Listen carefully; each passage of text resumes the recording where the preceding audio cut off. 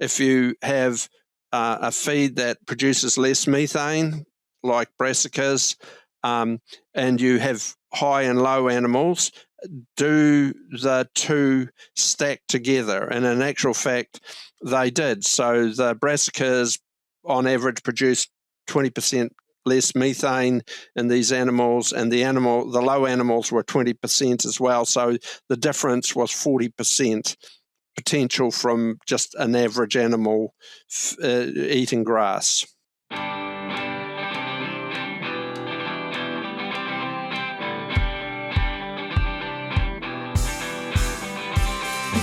Welcome to the Feedside podcast brought to you by Wise Linux. I'm Carlos Campabadal from Kansas State University, dedicated to bringing you the latest insights and discussions in the podcast field of feed science industry. Please get ready to expand your knowledge and stay ahead with today's episode. So today is a great pleasure for me that we have today as our guest, Dr. John McEwan. He's currently in New Zealand. Dr. Evan, pleasure to have you here. I know the audience will be very eager to learn a little bit about your expertise and what you do. So why don't we just start a little bit by learning who you are and how you got where you are. Thanks, Carlos. So I'm originally from a sheep and beef farm, but I went to university and did essentially a biochemistry and chemistry degree.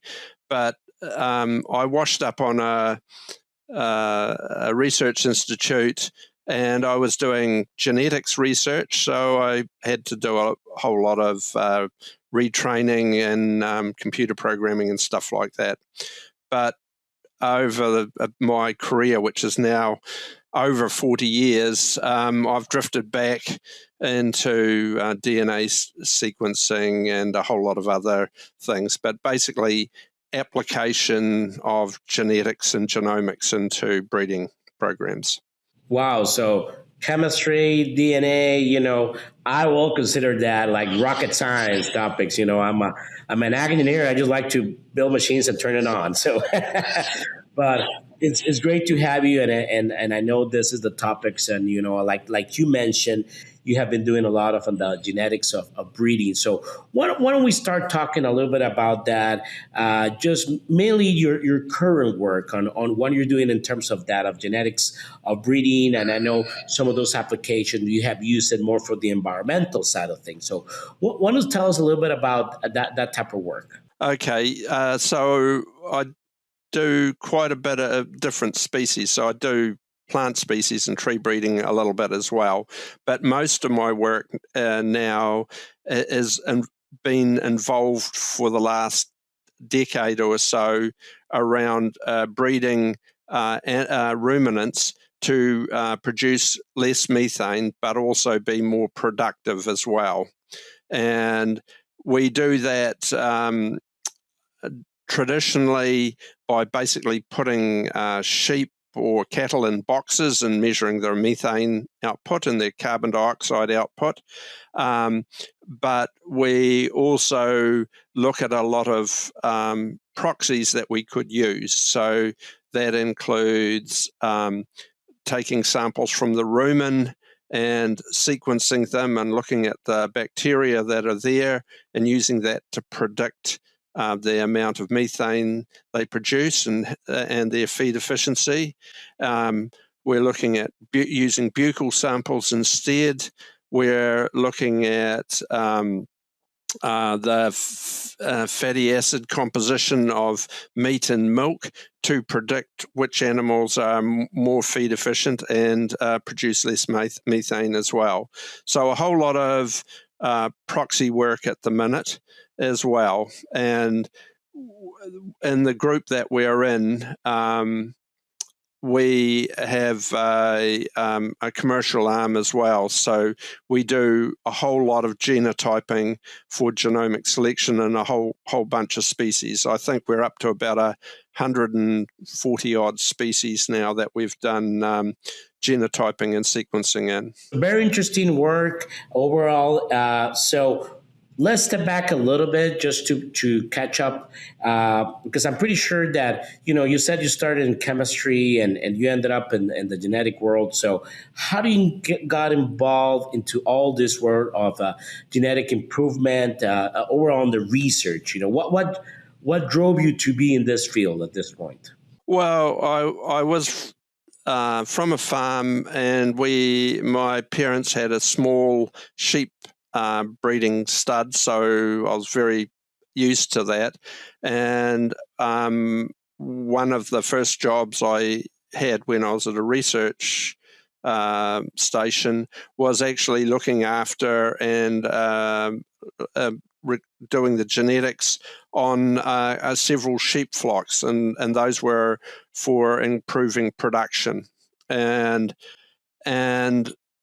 because of my background, as the technology sort of evolved, 20 years later, by about 2000, people were running around and saying, we need people that understand bioinformatics, or people that can are used to DNA sequence. And meanwhile, I'd drifted into calculating breeding values for sheep breeders. So I slowly went back to my roots, as it were. Great, and I could acknowledge to that. As I mentioned earlier, I'm actually did my undergrad in mechanical engineering, and then I went back to work in the family business, also on the feed side, and then I realized, hey, I want to learn more, and that what took me to agriculture engineering. So I can relate going back to those roots there, despite the fact that I wanted to build airplanes at some point. But we all have to eat, and it's very important to see it from very scientific. And of course, our audience, please give us a like. If you like the content today, we really appreciate that. So going back into this approach, I know you've been doing a lot on this genetic breeding, and as I understand, in sheeps to reduce methane emissions. Can you tell us a little bit about that? How do you approach that? I know there's different factors that can have probably drove you there and the reason, but it'll be interesting to look into it. So New Zealand as a country, a very large proportion of its export income is agricultural products. So that's dairy products, meat products, horticultural products, and timber, basically. I think it's about 80% of the physical merchandise export income. So methane emissions are a large part of the greenhouse gas emissions in New Zealand. And so we wanted to do some work on that. And obviously, one option is to breed animals. And because the methane that's emitted from ruminants is essentially a waste product, right? And so you could say it's the energy involved is efficiency that isn't being captured by the animal.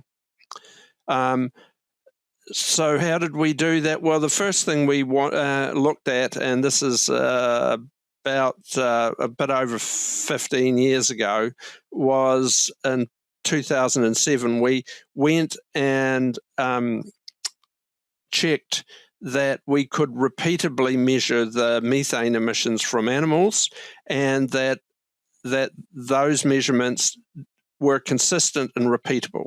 So nothing to do with heredity or anything, just that there were some low emitters and there were some high emitters, and if you went back and measured them again, they were still low emitters and they were still high emitters. And we did that on about very, very detailed work on about 100 or so animals, and that was the case.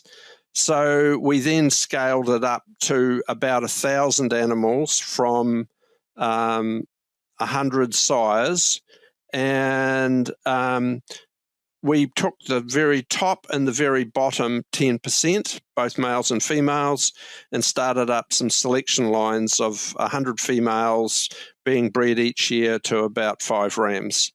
And we selected them for high or low methane emissions. And just currently, these lines about 20% different in their methane emissions. Because we're just selecting them for methane, their productions is not very different. In fact, the low line is probably slightly more productive. Produces slightly more wool, a bit leaner. There's subtle differences, okay? And we've shown that those differences are consistent over the lifetime of the animal, that if you express them as a percentage, the differences are basically pretty consistent across different feeds. In actual fact, one of the recent little experiments we're doing is looking at the concept of stackability, which is if you have a feed that produces less methane, like brassicas, and you have high and low animals, do the two stack together? And in actual fact, they did. So the brassicas, on average, produced 20% less methane in these animals, and the low animals were 20% as well. So the difference was 40% potential from just an average animal eating grass. So, and in theory, you can do this with a lot of these other alternative methods that people are trying to reduce methane emissions. No, great. This is very important. And of course, for our audience, please share the video if you learned something new today, that I'm pretty sure we're doing it. So very important that just before we go into the next topic specifically, I think it will be just a curiosity. Sheep is the number one ruminant there in New Zealand, and it's mainly grass-fed, correct? Or how does that compare? So I think the number one is dairy cattle, right? I think the export income is well over $20 billion a year. The next two are basically beef and sheep together, and they're sort of the order of about $5 or $7 billion each. Yeah. And yes, you do see a lot of here in the United States, dairy products from New Zealand and Southeast Asia, beef products, and then of course wool and different things from which is great on that. So and mainly of course grass fed, correct? Almost all grass fed, yes. Yeah, grass-fed outdoors. And the reason that I mentioned that is because of also that methane production. Well, and this is more a curiosity. If you do more like a grain-based diet to any of these ruminants compared to grass-fed or a mixture of grass-fed and feed, do you see any difference in terms of methane levels? Yes. So the indoor feeding was essentially done on lucerne pellets. This is the original work, and to stick the pellets together so that they weren't dusty, they used about 20% grain.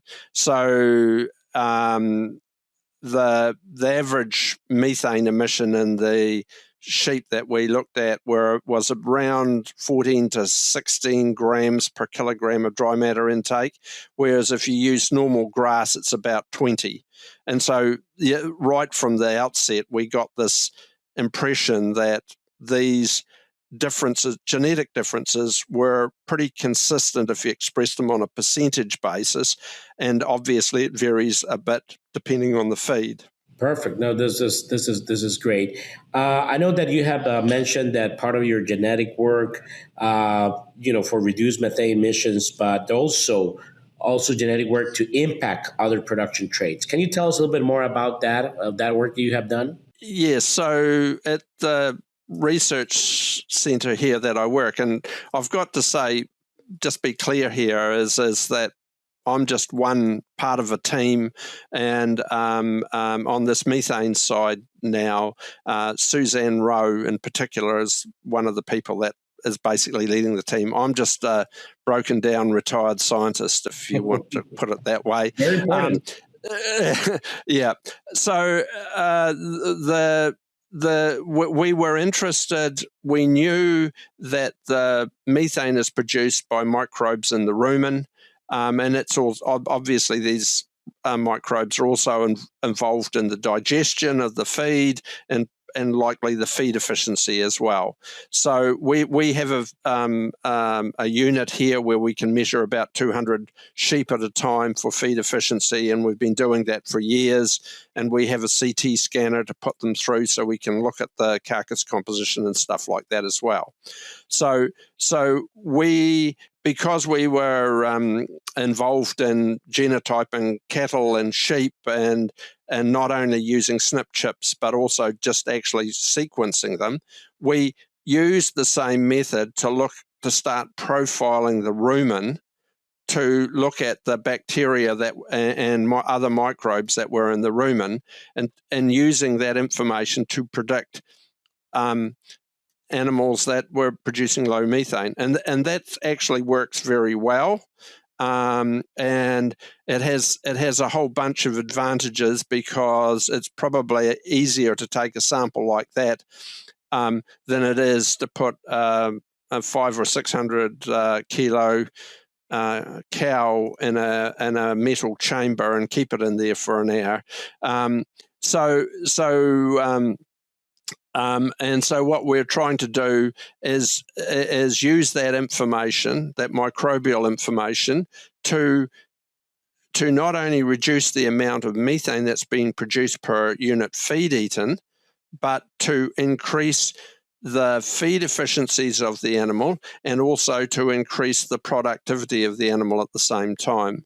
And probably because people don't believe anything unless that it's actually done in practice, we started in 2017, and we had a flock of 750 sheep that have been traditionally bred for productivity and stuff like that.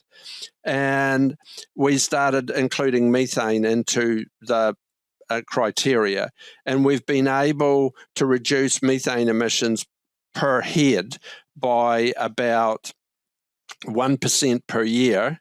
But on the other side of it, we are increasing their productivity. This is a maternal flock. Okay. Increase their productivity by 68% faster than what the industry is achieving. Now, to do that, of course, we're genotyping the animals. We're measuring them for methane emissions, but we're doing a good job recording. So, so that we can do that. So yes. So they're and we've estimated that we could change by 2050 if we continued on with this. The current industry in New Zealand would get an increased gross margin by about 31 New Zealand dollars, and they would reduce their methane emissions per animal by about 3%. But using the method that we're using, we would increase that productivity gain to about gross margin to about $52 an animal, and reduce methane emissions by 27%. Wow. So not only you guys are helping in the environment too, but also making animals more efficient overall. So yes, the whole idea is we have to keep on increasing the productivity of the animals that we've got. We've just got to. You've just got to do that. You get what I mean? And so the idea is how can we combine them together in a way that achieves both objectives. And at the end of the day, when you think about it, that you said that we have to do it, as the world population growth, and I don't know, we're going to get the number that people project on that short notice now because of different factors, but what is a fact is that we have less land in some countries, and less grains in terms of how that we could have more land to grow. So we always rely on different factors. Animals more productive, less contamination. On the grain side, of course, more better yield. Same on the grasses. But I think this work is fantastic. And have you guys looked into other traits also besides productivity and reducing methane emissions by the genetic side, or planning to do that for the future? We started off originally, or I started off originally, looking at breeding animals that grew faster and had more meat and less fat. We did another area was breeding for animals that were more resistant to internal parasites. We've done programs looking at more resistant to grass toxins, facial eczema. We've done programs looking at improving lamb survival. We've done programs, or one of the later ones that I was heavily involved with was breeding for improved meat quality, particularly the tenderness of the meat and the amount of intramuscular fat. So all of these things have been looked at, and we put them all together. New Zealand's pretty lucky in sheep in that since 1990 we've increased the amount of lamb meat produced per ewe by per year by about it's over 120% now each year, and that's been a combination of increasing the carcass weights from 13 odd kilos to over 19 or nearly 20 kilos for each lamb that's slaughtered, and increasing the lambing percentage from about 100% for the industry to, I think this year it's 132 or 133%. But then there's all these other things as well. Lamb survival's improving, maternal lamb survival's improving, and obviously the missing parts of the puzzle are feed efficiency, longevity, methane emissions. Great. No, perfect. And here for our audience, please subscribe to their channel, click on the bell so you can receive our notifications. So, Dr. McEwan, I know we're coming a little bit to the end of the podcast, but there's a couple of things that I want to ask you before we leave. So what's the future on all this? What are your thoughts on all this genetic breeding and methane emissions, anything based on your work? What do you see will happen in the next 10, 15, 20 years or even shorter time frame? People used parentage and then DNA parentage, and now people are using genomics. And it takes a long time for those changes to sweep through the industry, and particularly for some of the minor species, it's been a bit of a challenge. Dairy cattle took it up reasonably quickly. So there's still a lot of money being left on the table if those technologies were being better used. And a lot of that is not just genotyping animals, it's actually measuring traits that are important, like the longevity of the ewes and stuff like that. So that there's still a way to go on that, right? I think that the difficult to measure traits with this all the tech that's coming available. So things like in grazing animals, things like feed efficiency and that are going to become quite important. And at some point in time, I think that we will move to gene editing in animals. I definitely think it will come. I think probably disease resistance will be the biggie because it's very difficult to introgress those traits into if you've got, say, resistant breed of animals, to integrate it into, your highly productive animals using traditional breeding methods, which includes genomics. So I think there's a lot that can be done still. And I've got to give a little shout to the plant people. In the grain area, you guys have been doing a great job of improving productivity in that, but grass breeding is a bit of a challenge. It's not like you dig everything up every year and replace it. pasture replacement rates about 3% per year in sheep and beef farms in New Zealand, and so there's not. Yeah, there's a lot more that could be done in the pasture production side, both on the quality as well as the production. And I agree with that. In grain you see it, but in plants definitely forage is not that much. So it's time for our famous three. Deep in the jungle, nature holds the secrets to healthier, happier chickens. Science is unlocking those secrets with Optient, the revolutionary lighting innovation for poultry farming. By mimicking nature, Optient gradient lighting creates a unique floor-level lighting gradient that improves feed conversion by up to 4 points, slashes energy use by 70%, and keeps flocks calm and stress-free. That means better animal welfare and a more efficient farm. Want to learn more? Optient gradient lighting is now available exclusively through your local Valco dealership or email optient@val-co.com today.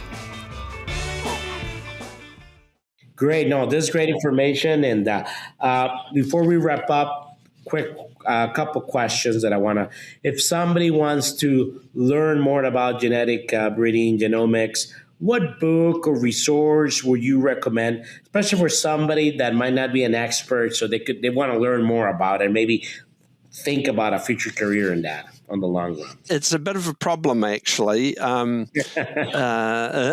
because some of I could recommend, some university textbooks, but they are not that approachable. I'm sure that you know that from your own your own background. And one of the things that I've identified going around the world is the people actually in the paddock or in the shed doing the measurements are the key, right? You've got all this fancy computers and stuff, but if it's not actually getting used in the shed, so there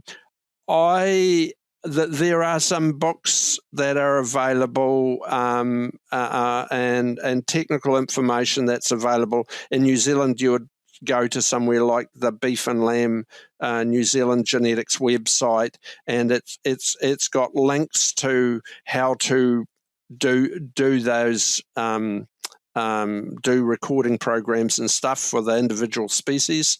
I think that's quite often quite approachable.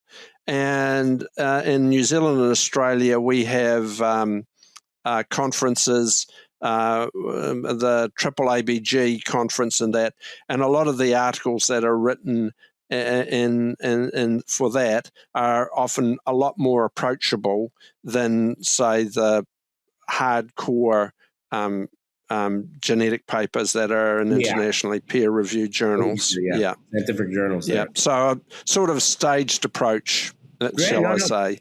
That's great. And I probably should mention this as well. If you go on to YouTube, you can actually dig around, and there is, at least for the New Zealand scenario, there are YouTube podcasts of where we have breeder meetings. Beef and Lamb New Zealand in particular have breeder meetings, and those recordings are available on YouTube. Perfect. No, I think that's great. And to wrap up, for a young researcher, maybe starting in this field or any other field, what do you recommend them to be successful?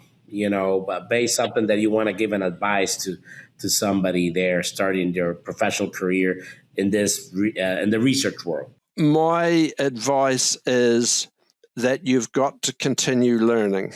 You've just got to keep on continually learning, and that computer programming, databases, all that sort of stuff. You've got to familiarize yourself with all of that, as well as what your own specialty. And and I've been I'm sort of a bit of an exception, because I do a little bit across a whole lot of fields, and I'm not a specialist in any. I've got a whole lot of younger people that are working with me, and one of the things that I'm doing right at the minute is to get them out of their offices and labs, and we go and actually visit the breeders' properties and their farms and talk to them and see what they are doing and what problems they have.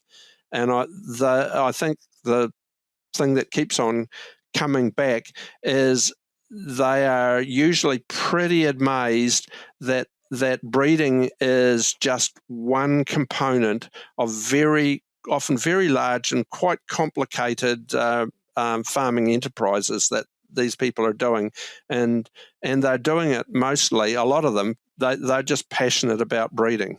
Great. No, this is great advice.